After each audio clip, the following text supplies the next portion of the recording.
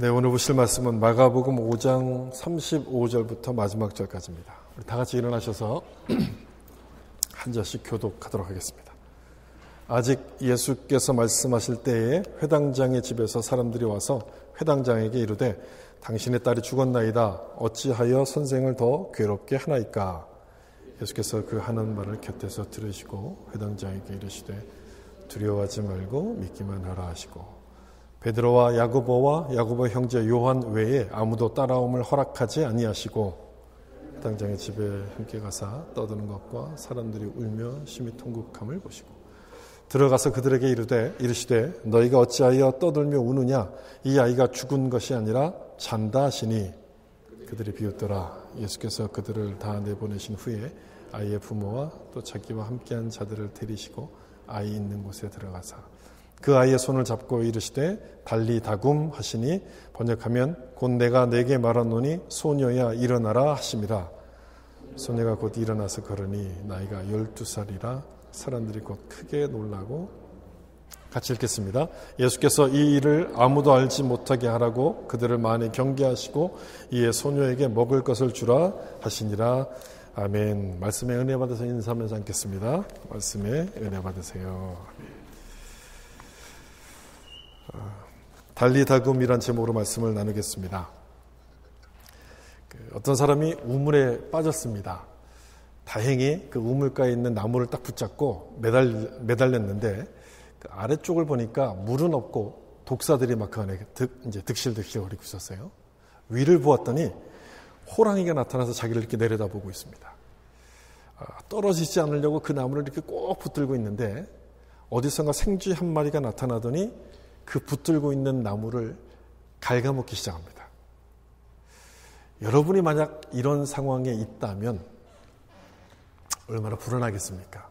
참 불안하겠죠. 그런데 이 모습이 그 실존주의 철학이 말하고 있는 우리의 인생입니다. 동의하고 싶지 않지만 그 말대로 우리 인생은 참 불안하고 절망적이기 때문에 아니라고 부정할 수는 없습니다. 그런데 중요한 사실 하나가 빠졌죠. 우리 인생이 이처럼 절망적이고 참 불안하지만 우리에게는 하나님이 함께 하신다는 사실입니다. 하나님이 함께 하신다는 사실이 빠졌어요. 우리와 함께 하시는 하나님이 빠졌는데 하나님이 함께 하신다고 한다면 내가 붙잡고 있는 그 나무를 생쥐가 갉아먹는다 할지라도 아니면 위에서 호랑이가 나를 내려다보고 있다 할지라도 소망이 있는 거죠. 다시 살아날 것이라는 나를 구원하실 것이라는 그 소망이 생기게 되는데 이것이 우리가 가진 믿음 아니겠습니까? 오늘 본문도 바로 그 부분에 대한 말씀을 하고 있습니다. 딸의 죽음으로 절망에 빠져있는 이 회당장에게 예수님께서 기적을 베푸세요. 달리 다굼, 소녀야 일어나라 이렇게 말씀하셔서 죽은 딸을 살려내심으로 절망에 빠져있는 자를 다시 소망으로 이끌어 주십니다. 여러분 우리가 그동안 마가복음 앞부분에서 보았던 그 예수님께서 행하셨던 기적을 좀 떠올려 보세요. 어떤 기적들이 있었습니까? 풍랑을 잠잠케 하시는 기적이 있었어요. 그리고 거라사 지역의 그 광인을 온전케 하셨던 그런 기적도 있었어요. 세 번째는 우리 지난번에 보았던 것처럼 혈류병에 걸렸던 여인을 치유하셨던 기적입니다. 벌써 세 가지 기적을 봤잖아요. 오늘 본문까지 하면 네 가지 기적이 쭉 이어져요.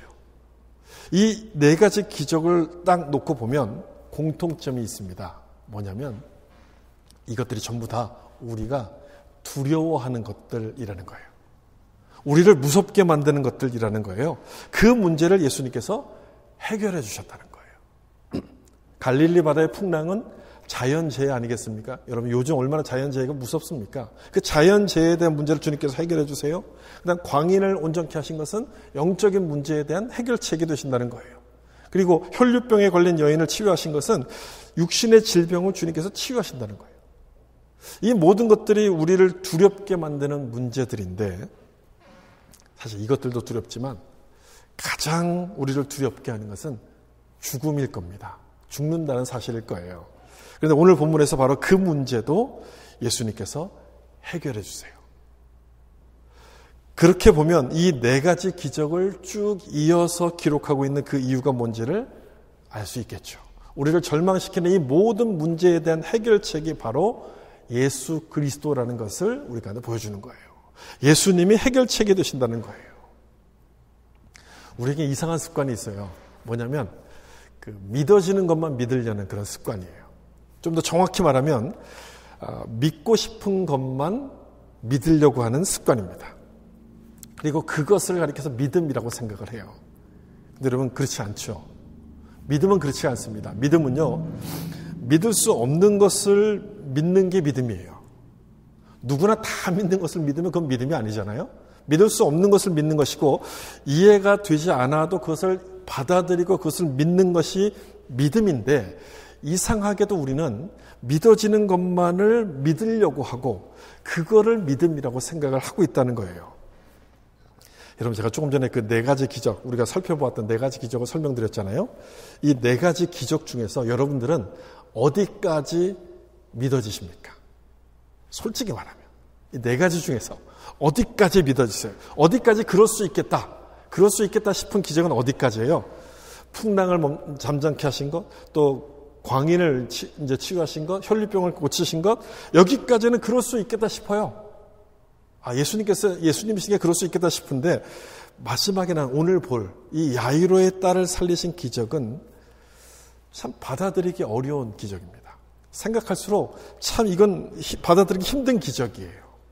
그래서 저는 성경에 기록하고 있다고 생각해요. 우리가 믿고 싶은 것만을 믿지 말고, 믿어지는 것만을 믿지 말고, 이 네 가지 기적을 보면서 예수님께서 모든 문제에 대한 해결책이 되신다는 사실을 믿으라고 말씀하는 거예요. 모든 것에 대한 해결책. 우리는 믿어지는 것만 믿는다고 생각하잖아요. 근데 사실은요, 그 반대입니다. 반대예요. 믿으면 믿어지는 거예요. 믿으면 이해가 되는 거예요.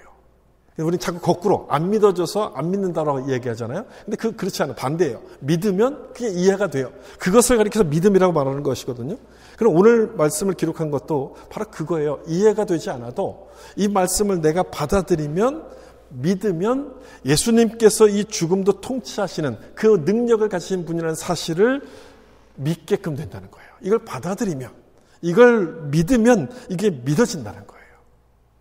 오늘 본문을 통해서 저는 이런 기대가 있어요. 우리 믿음이 이 수준까지 높아지기를 원하는 기대가 있어요.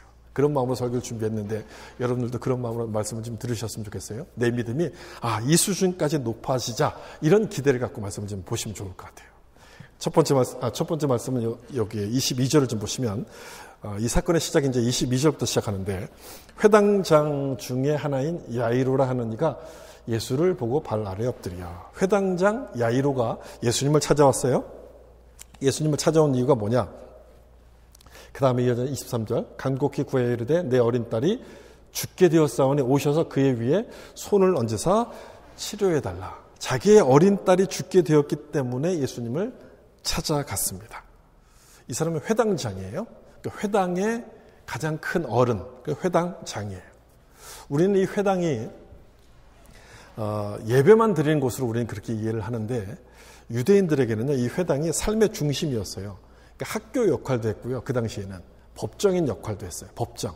그러니까 그 마을에서 뭔가 이렇게 법정인 문제가 생기면 그 문제를 들고 회당장에게 찾아갑니다. 그럼 이 회당장이 듣고 그 모든 문제에 대한 판결을 내려요.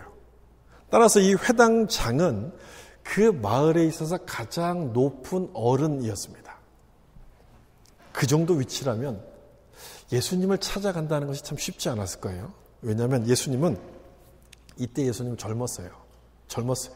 그리고 많은 종교 지도자들로부터 시기와 미움을 받는 중이었어요.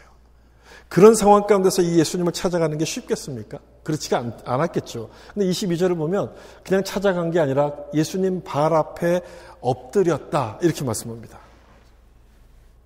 그 마을에서 신분이 가장 높은 이 회당장이 아주 젊고 새파란 예수님 앞에 이렇게 엎드린 거예요. 쉬운 일이 아니었을 거예요. 그런데 그럴 수밖에 없었던 것이 자기의 딸이 아주 중한 병에 걸려서 죽어가고 있었기 때문에 그 앞에 엎드릴 수밖에 없었어요. 좋다는 약을 다 써봤습니다. 근데 그 약이 듣질 않습니다. 모든 방법을 다 써봤어요. 안 되는 거예요. 이젠 더 이상 방법이 없어요. 마지막 지푸라기라도 잡는다는 심정을 가지고 이 예수님을 찾아간 거예요. 예수님이 나의 마지막 소망이다. 이 생각을 갖고 예수님을 딱 찾아가서 예수님 발 앞에 엎드리게 된 거였어요. 이 장면을 보면 이런 생각이 들어요. 우리가 살면서 만나는 고난이 있지 않습니까? 참 내가 힘들고 어렵다고 생각하는 그 고난이, 고통이 꼭 나쁜 것은 아니구나, 이런 생각을 좀 하게 돼요. 고난이 그렇게 나쁜 것은 아니구나. 만약 이 회당장, 이 사람이 자기 딸의 병이 걸리지 않았더라면 예수님을 찾아갔겠습니까? 또 예수님 앞에 이렇게 엎드렸을까요? 그렇지 않았을 거예요. 자기 딸이 병에 걸렸고 그것도 죽을 병에 걸렸기 때문에 어찌할 도리가 없었던 거예요. 예수님을 찾아갈 수밖에 없었어요. 그 예수님을 딱 찾아가요. 그래서 예수님 앞에 엎드리게 된 거예요. 성공해서 잘 나갈 때 예수님을 찾는 사람은 없죠. 대부분이 하는 일이 안 되고 뭔가 막히고 뭔가 실패할 때 예수님을 찾게끔 됩니다. 우리 밴쿠버에 살고 있는 우리는 이 말이 무슨 뜻인지 잘 알 겁니다. 여러분, 이민자로 산다는 것, 외국에 나와서 산다는 것은 성공한다는 것하고는 거리가 멀잖아요. 일단 우리가 영어, 언어가 잘 안 되기 때문에 나의 전공을 살려서 여기서 이렇게 뿌리를 내리기가 쉽지 않아요. 내 전공을 살릴 수 없으니까 그냥 주어지는 일을 해야 돼요. 허드렛 일을 할 때가 참 많지 않습니까? 자존심 상하죠. 그 수입도 한국과 비교하면 너무 큰 수입을 벌 수가 없어요. 그냥 작은 수입에 만족하면서 살아야 되는 거예요. 한국을 떠날 때는 얼마나 큰 기대를 갖고 왔어요. 내가 이민 가서 꼭 성공해야지. 이렇게 큰 결심을 하고 이 땅에 딱 왔는데 내가 세운 계획대로 하나도 안 되는 거예요. 가지고 온 돈은 자꾸만 까먹어가고 자꾸 줄어드는데 하고 싶은 대로 되지가 않아요. 답답하죠. 그때 하소연할 때가 있습니까? 하소연할 데가 없어요. 그래서 교회나 한번 가보자. 그리고 찾아왔다가 예수님을 만나게 된 사람들이 굉장히 많아요. 그래서 여러분, 이민교회는 굉장히 중요한 역할을 하는 거예요. 그냥 예배만 드리는 장소가 아니라 모든 사람들이 다 찾아올 수 있는 공간이 되어야 돼요. 그렇게 예수님을 만난 사람들이 굉장히 많아요. 아마 이 중에도 그런 분들이 계실지 모르겠습니다. 여러분, 그런 걸 보면요, 우리 인생에서 고난이 없었다면 우리는 예수님을 찾지 않았을지도 모릅니다. 그래서 크리스찬들은 이 고난을 가리켜서 이렇게 부르는 거예요. 변장된 축복.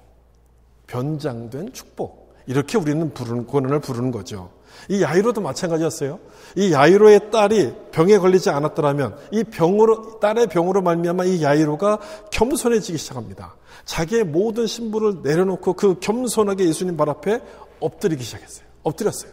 그 다음에 23절 보면 간곡히 구하여 이르되라고 되어 있어요. 간절한 마음으로 예수님께 매달렸다는 거예요. 주님 좀 살려주세요. 내 딸을 좀 살려주세요. 고쳐주세요. 이렇게 매달리는 거예요. 그렇게 예수님께 막 매달리기 시작했고 예수님은 그 말을 듣고 그의 딸을 고쳐주시게 되는데, 여기서 오늘 본문이 주는 첫 번째 교훈을 우리가 보게 됩니다. 문제가 생기면 그 문제를 들고 예수님께 나아가야 된다. 이걸 보여줘요. 내 문제를 들고 예수님께 나오라고 우리 가운데 이 본문은 말씀하고 있어요. 어떤 문제든지 그 문제를 들고 예수님께 가면 예수님께서 그 문제를 들으시고 해결해 주신다는 것을 이 본문은 우리 가운데 말씀하고 있어요. 들고 가는 게 중요한 거예요. 들고 가는 게.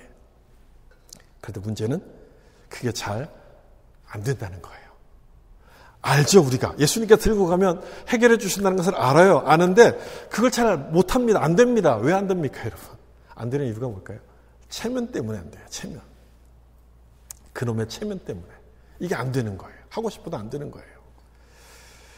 어떤 목사님이 기도원을 갔는데 기도원에서 이렇게 기도를 했대요. 하나님, 저에게는 성령 충만을 제발 주지 마세요. 이렇게 기도를 했대요. 보통 기도원에 가면 성령 충만을 달라고 기도하잖아요. 근데 이분은 주지 말라고 기도하는 거예요. 왜 이렇게 기도했냐면 그 옆에 기도원에 와서 기도하는 사람들, 옆에 있는 사람들 쭉 보니까 이 사람들이 성령을 받아가지고 막 대굴대굴 굴르고 막 눈물을 흘리고 콧물 흘리고 그러면서 막 이런 모습을 본 거예요. 그래도 자기는 목사인데 이 목사 체면을 저렇게 하면 안 되지. 내 체면을 구길 수 있어. 체면을 구길까봐 제발 저에게는 성령을 주지 마세요라고 기도를 했던 거예요. 여러분, 주셨을까요? 주셨을까요? 이분도 그렇게 기도했는데 하나님께서 성령을 부어주셔가지고 눈물, 콧물 막 쏟으면서 회개를 했다. 뭐 이런 내용의 얘기를 이제 들었던 기억이 나요. 이분도 이렇게 하나님 앞에 체면을 따지다가 나중에 결국 하나님은 예수님께 은혜를 다시 받게끔 돼요. 이거죠, 이거. 우리가 예수님께 나아갈 때 방해가 되는 것 중에 하나는 체면이에요, 체면. 남들이 나를 어떻게 볼까 하는 이 체면이에요. 우리 속담에 양반은 죽을 먹어도 이를 쑤시죠. 그리고 물에 빠져도 개 헤엄을 안 치죠. 이게 우리 속담이거든요. 우리가 이렇게 체면을 중시하는 문화 속에 살기 때문에 남의 시선을 굉장히 중요하게 생각하는데 그런 태도가 신앙생활에도 그대로 이제 이어져서 나타나게 되는 거예요. 그런데요, 가만 생각해 보면 체면을 따진다는 건 아직 여유가 있다는 거예요. 그만큼 예수님 앞에 엎드릴 만큼 절박한 상황이 아니라는 거예요. 정말 절박하면 여러분 어떻게 체면을 따질 수 있겠습니까? 체면을 따지지 않죠. 절박하지 않으니까 남의 시선을 생각하는 것이고 저 사람이 나를 어떻게 볼까 이걸 염려하게끔 되는 거예요. 근데 23절 끝 여기 중간쯤 보면 내 어린 딸이 죽게 되었사오니 지금 이 사람의 상황이에요. 내 딸이 지금 죽게 된 상황인 거예요. 이런 상황이라면 여러분 체면을 따질 수 있겠어요? 남의 시선을 의식할 수 있겠습니까? 의식하지 않는 거죠. 일단 엎드리고 보는 거예요. 일단 주님 앞에 엎드려요. 내 문제를 해결해달라고 주님께 간절히 매달릴 수밖에 없는 거예요. 혹여나 아직 체면 때문에 여러분 주님을 깊이 만나지 못한 분들이 계신다면 이 회당장 야이로, 예수님 앞에 엎드렸던 이 회당장 야이로의 모습을 본받을 수 있기를 바랍니다. 문제가 생겼을 때 여러분 야이로가 어떻게 합니까? 이 문제, 내가 해결할 수 없는 문제가 생겼을 때 어떻게 합니까? 예수님께 엎드리기 시작해요. 이 문제를 들고 가서 예수님께 엎드려요. 그래서 그의 딸이 치유를 받게끔 돼요. 내가 해결할 수 없는 그 문제를 직면할 때 이것저것 여러분 계산하지 말고 따지지 말고 주님께 들고 가셔야 돼요. 주님께 맡기는 것이 이 문제의 해결의 시작이 된다는 사실을 여러분 믿으시기를 예수님 이름으로 축복합니다. 들고 가는 게 중요해요. 이 문제를 들고 가는 게 중요하고, 그럼 들고 갔으면 그걸로 끝나느냐? 그렇지 않죠. 그 다음에 해야 될 일이 있어요. 문제를 예수님께 들고 간 다음에 그 다음에 해야 될 일이 뭐냐? 이 문제가 해결될 때까지 믿음으로 기다리는 겁니다. 믿음으로 기다리는 게 필요해요. 야이로가 예수님을 찾아가서 딸을 고쳐달라고 간청을 하죠. 이 간청했을 때 바로 예수님께서 고쳐주셨는가? 그렇지가 않아요. 그 다음에 어떤 일이 일어나는지 좀 보세요. 24절 보시면 이에 그와 함께 가실새 큰 무리가 따라가며 그와 함께 가셔요. 야이로가 간청했더니 예수님께서 야이로의 간청을 듣고 같이 이제 가시는 거예요. 예수님이 자기 집으로 지금 오시니까 얼마나 좋았겠어요. 예수님이 오시면 이제 이 문제가 끝난 것과 마찬가지 아니겠습니까? 그렇게 기쁜 마음을 가지고 예수님과 함께 걸어가고 있는 중인데 예상치 못한 일이 그 다음에 벌어져요. 25절. 12해를 혈루증으로 알아온 한 여자가 있어. 우리 지난번 보았던 사건이죠. 이 여인이 예수님의 옷을 만져서 치유받는 그 사건이 바로 이때 벌어지는 거예요. 야이로의 딸을 고치러 가던 중에 그 사건이 벌어져요. 그래서 예수님께서 걸어가던 그 발걸음을 딱 멈추게 돼요. 그 여인은 자기 병이 치유받았잖아요. 자기는 좋았을 거예요. 자기 병이 나았으니까 자기는 좋았을지 모르겠지만 이 야이로는 아닌 거예요. 왜요? 야이로는 자기 딸이 언제 죽을지 몰라가지고 한시가 급한 상황이었어요. 1분 1초가 급한 상황인데 이 여인이 딱 끼어들어가지고 예수님이 멈춘 거예요. 얼마나 애가 탔을까요? 얼마나 속이 급했을까요? 그런데도 예수님은 이 속이 타들어가는 야이로의 마음을 모르는 것처럼 누가 내 옷을 만졌느냐 하시면서 이 혈류병의 여인과 대화를 하시기 시작해요. 왜 그러셨을까요? 지금 1분 1초가 급한 상황인 걸 주님 모르셨을까요? 왜 이렇게 이 혈류병 여인과 대화를 하시면서 시간을 끄셨을까?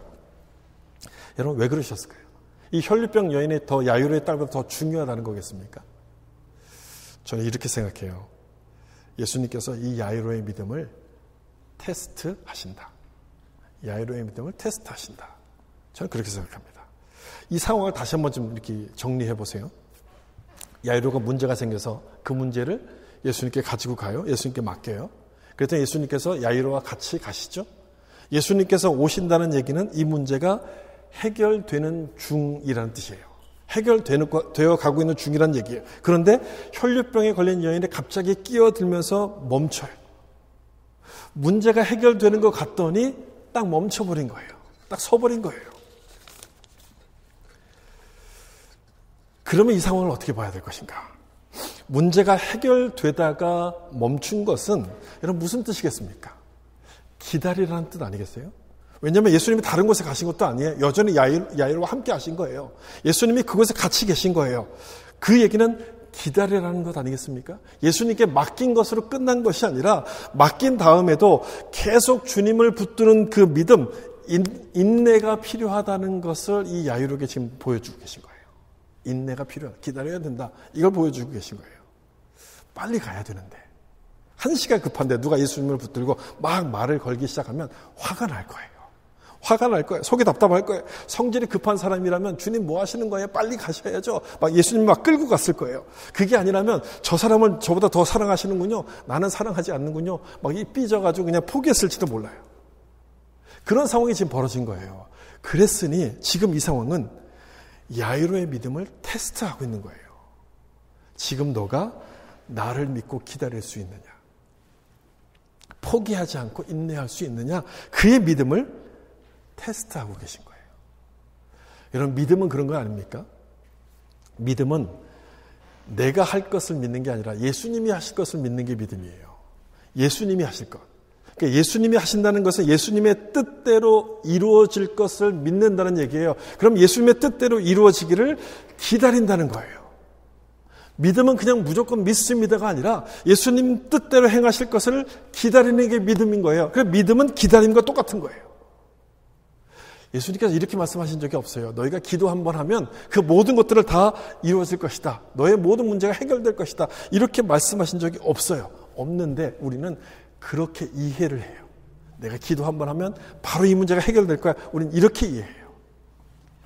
그런데 이 말씀을 좀 보세요. 누가복음 18장 1절을 보시면 예수께서 그들에게 항상 기도하고 낙심하지 말아야 될 것을 비유로 말씀하여, 불의한 재판관 비유의 첫 이제 시작 부분의 말씀이에요. 이분 항상 기도하고 낙심하지 말아야 될 것을. 이 말씀은 응답을 주실 때까지 낙심하지 말고 기도하라는 뜻인 거예요. 한 번 기도로 응답이 안 될 수도 있다는 얘기예요. 한 번으로 안 되더라도 낙심하지 말고 계속 기도하라, 이런 말씀이거든요. 주님은 이렇게 말씀하셨어요. 또 이런 말씀도 하셨죠. 구하라, 그리하면 주실 것이요. 또 찾으라, 문을 두드리라, 그럼 너에게 열릴 것이다. 이런 말씀도 하셨어요. 얼마나 구해야 됩니까? 한 번? 두 번? 10번? 몇 번을 구하라고 말씀하시지 않아요. 횟수를 말씀하시지 않는 것은 계속 구하라는 뜻이에요. 응답을 주실 때까지 계속 구하고 찾으라는 그 말씀인 것인데, 그렇게 보면 예수님께서 왜 이 말씀하셨고 이 말씀하시면서 우리 가운데 무엇을 원하시는지가 분명해지기 시작합니다. 뭘 원하시는 거예요? 기다리라는 거예요. 주님께서 주실 것을 믿고 그때가 이루어질 것을 믿고 기다리라, 이걸 우리 가운데 원하시는 거예요. 우리가 원하는 건 빠른 응답이죠. 아주 그냥 총알 같은 응답을 우리가 원하는 것이지만 주님은 기다리라고 말씀하세요. 기다리라고 하시는 것은 기다릴 때에만 우리가 배울 수 있는 게 있어서 그래요. 주님께 중요한 것은 응답보다도 기다리는 게 훨씬 더 중요했던 거예요. 왜냐? 기다릴 때에만 배울 수 있는 게 있기 때문인데, 그게 뭐냐면 예수님에 대한 더 깊은 신뢰를 배우게 돼요. 더 깊은 신뢰를 배워요. 끝까지 예수님을 붙들고 예수님께 의지하는 그 신뢰하는 마음을 배우게 하시는데, 여러분, 그게 믿음 아니겠어요? 그게 믿음인 거예요. 기다릴 줄 아는 성숙한 믿음. 이 믿음을 배우라고 야이로를 기다리게 하신 거예요. 기다릴 줄 아는 성숙한 믿음을 가지라고. 성격이 급한 분들은 참 힘드시겠지만 그래도 어쩔 수 없어요. 우리가 배워야 돼요. 어쩔 수 없어요. 한 가지 위로를 드리면, 저도 여러분들 못지않게 성격이 굉장히 급해요. 급해서 이걸 배우는데 굉장히 힘들게 배우고 있어요. 여러분들도 어쩔 수 없어요. 이건 피해갈 수 없어요. 우리 반드시 통과해야 되는 과정이에요. 배우라는 거예요. 우리에게 중요한 것은 응답보다도 예수님이 함께 하신다는 사실을 기억하는 게 중요해요. 예수님이 나와 함께 하시구나. 이게 중요한 거예요. 기다리는 게 힘들 때마다 언제 응답을 주실 것이지? 여러분, 그렇게 힘들 때마다 그걸 좀 기억해 보세요. 예수님이 나와 함께 하신다. 여전히 나와 함께 하신다. 기다리게 하시는 것은 그 예수님을 의지하는 법을 배우라고 우리 가운데 시간을 주시는 거예요. 예수님이 나와 함께 하시고 있다면 응답이 없다 할지라도 그 문제가 지금 끝난 것이 아니라는 거예요. 계속 진행 중이라는 거예요. 그 사실을 믿고 끝까지 기다리면 예수님의 능력을 경험하게 되는 거죠. 특이한 것은 성경의 믿음을 굉장히 많이 강조하는데 믿음에 대해서 어떤 말로 딱 이렇게 정의를 내리고 있지 않다는 거예요. 히브리서 11장에 나오는 그 말씀을 제외하고서는 믿음은 이런 거다라고 이렇게 딱 정의하지 않아요. 대신 예를 들어줘요. 예. 믿음은 이런 겁니다. 이런 상황에서 이런 것이 믿음입니다. 이렇게 예를 들어서 설명합니다. 오늘 본문 말씀도 마찬가지죠.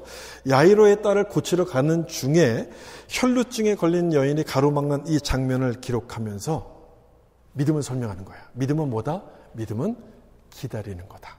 믿음은 기다리는 것이라고 우리 가운데 이렇게 설명하는 거예요. 응답이 늦어도 내 생각과 달리 응답이 늦다 할지라도 계속해서 예수님을 붙들고 있는 것이 믿음이라는 것을 우리로 하여금 깨닫도록 이렇게 말씀하시는 거예요. 이 말씀도 좀 보세요. 두 가지 말씀. 창세기 5장 24절. 에녹이 하나님과 동행하더니 하나님이 그를 데려가심으로 세상에 있지 아니하더라.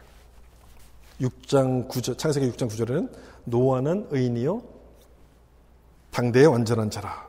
에녹과 노아가 나오죠. 에녹은 죽지 않고 하늘로 승천했던 사람이고 노아는 우리가 잘 아는 그 방주를 만들었던 그 사람이죠. 두 사람 모두 다 믿음을 대표하는 사람이에요. 그 당시 믿음을 대표하는 사람인데 참 특이해요. 이 사람들에 대한 믿음이라는 단어가 없어요. 그리고 이들의 삶을 설명하는 말로 쭉 기록하는데 여기 보면 공통적인 단어가 나와요. 같은 단어가 나와요. 여러분 어떤 단어가 나옵니까? 두 사람을 설명하고 있는 말씀 중에 공통적인 단어가 있어요. 뭐예요? 동행이라는 단어예요. 둘 다 동행이라는 단어가 여기 나와요. 동행. 믿음이란 말을 사용하고 있지 않지만 하나님과 동행했다는 것으로 이들의 믿음을 지금 여기서 보여주고 있는 거예요. 동행했다는 것은 같이 있다는 거 아닙니까? 같이 걸어갔다는 얘기 아니겠어요? 하나님과 보조를 맞춰서 걸어가고 있는 거예요. 주님이 가면 나도 가고 주님이 멈추면 나도 멈추는 거예요. 내가 예수님을 이렇게 막 끌어당기는 게 아니라 예수님께 보조를 맞춰서 걸어가는 거예요. 기도 응답이 늦다 할지라도 나보다 다른 사람을 먼저 고쳐주시는 그 모습, 질투가 나는 그런 상황이 보인다 할지라도 기다리면서 주님과 같이 가는 것, 이것이 동행이고 이것이 여러분 믿음 아니겠어요? 중요한 것은 문제가 해결되는 것보다도 예수님이 나와 함께 하신다는 사실이에요. 그게 중요한 거예요. 예수님이 나와 함께 하신다는 사실, 예수님이 함께 하시면 아직 끝난 게 아니라는 거예요. 문제가 해결되지 않아도 그 문제가 끝난 게 아니라는 거예요. 여러분 이 사실을 기억하셔서 어떤 상황에서도 믿음으로 인내하는 여러분 될 수 있기를 예수님의 이름으로 축복합니다. 오늘 본문 35절을 좀 보시면 아직 예수께서 말씀하실 때 회당장 집에서 사람들이 와서 회당장에게 이르되 당신의 딸이 죽었나이다. 어찌하여 선생을 더 괴롭게 하나이까. 회당장에게 종이 와서 소식을 전해요. 당신의 딸이 죽었습니다. 우려했던 일이 벌어졌죠. 그 혈류병에 걸린 여인이 예수님을 딱 막는 바람에 예수님이 그 일 때문에 지체하다가 야이로의 딸이 죽은 거예요.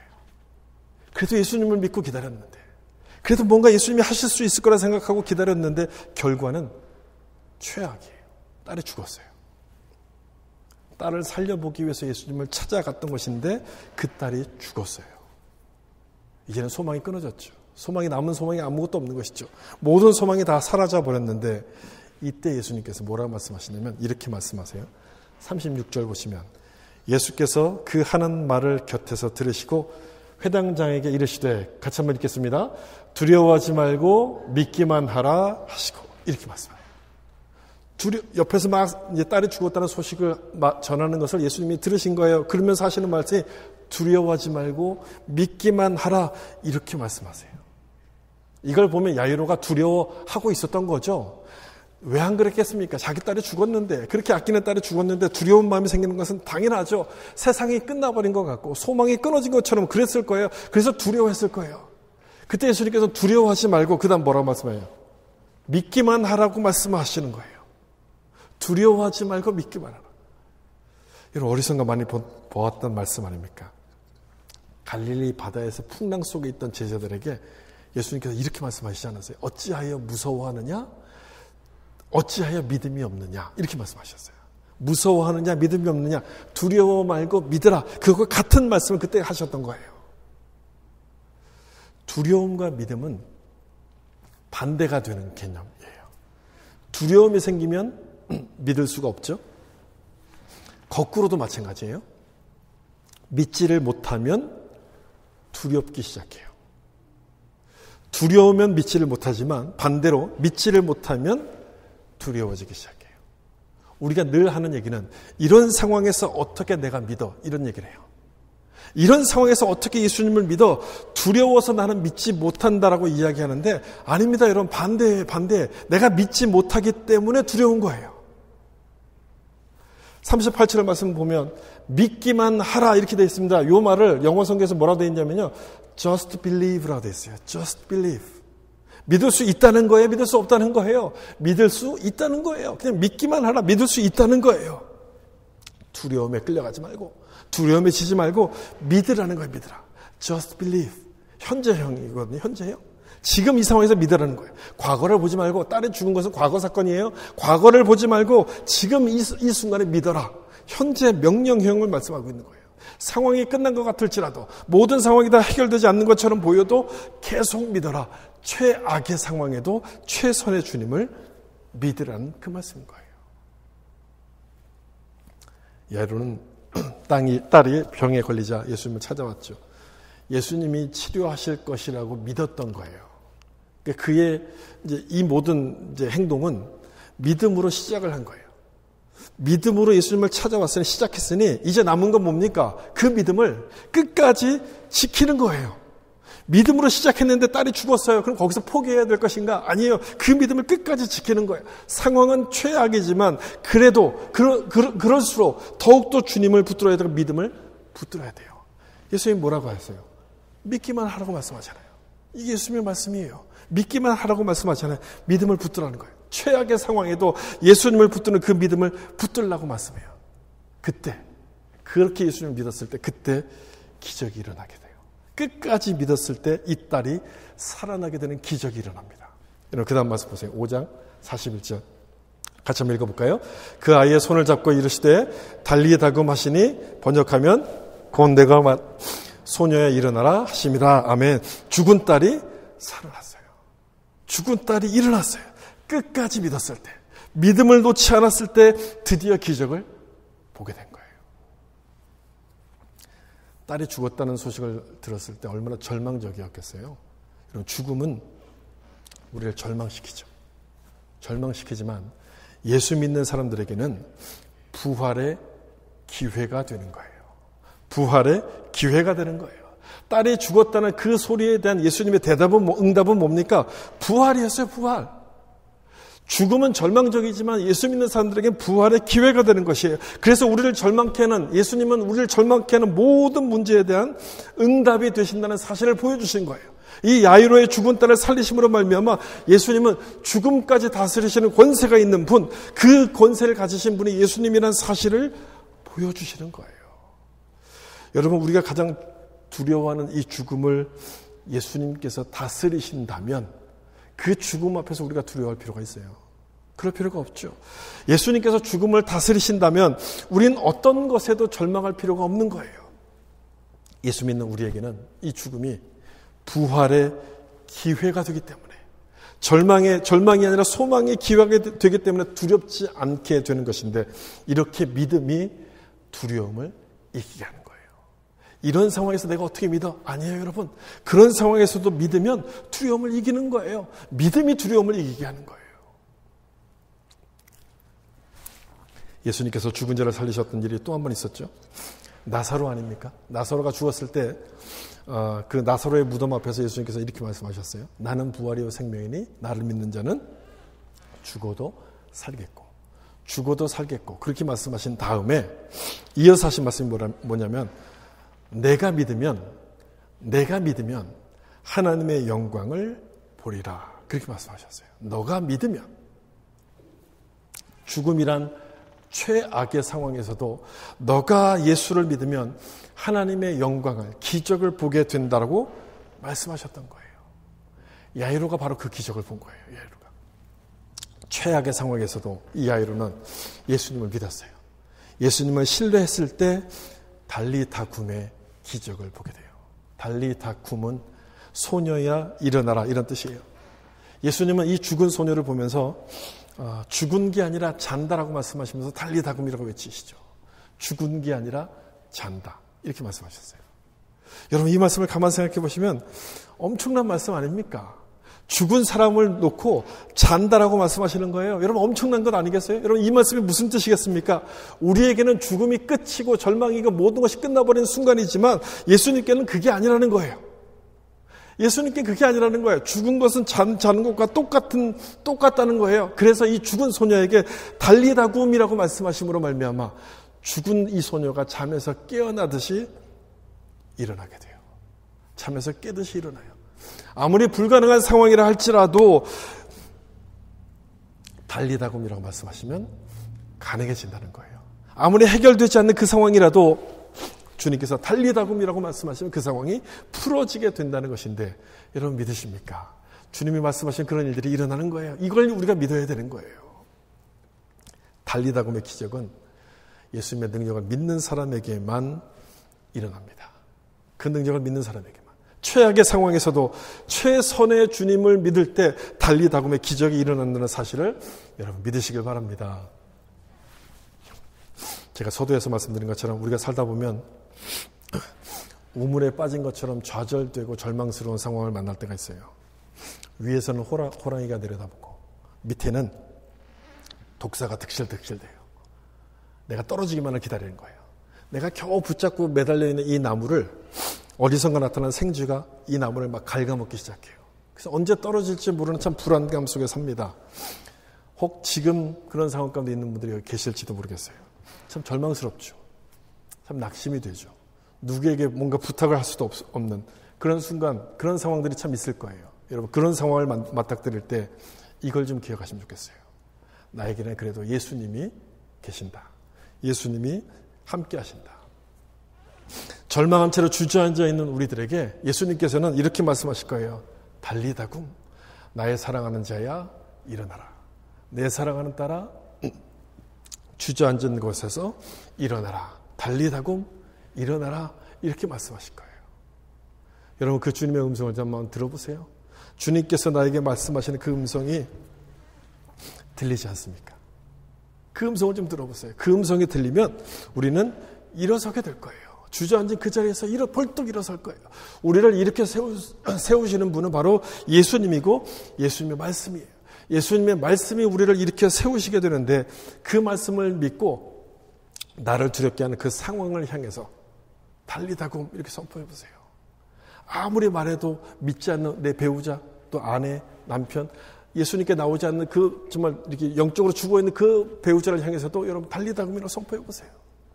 아무리 말해도 말 안 듣는 우리 자녀들, 예수님께 돌아오지 않는, 교회에 오지 않는 그 자녀들을 향해서 달리다굼이라고 선포해 보세요. 최악의 상황에서 최선의 주님을 믿으면 달리다굼의 기적이 일어나게 되는 거예요. 사랑하는 성도 여러분, 이 말씀을 믿으셔서 달리다굼의 기적이 여러분들 삶에도 나타날 수 있기를 예수님의 이름으로 축원합니다.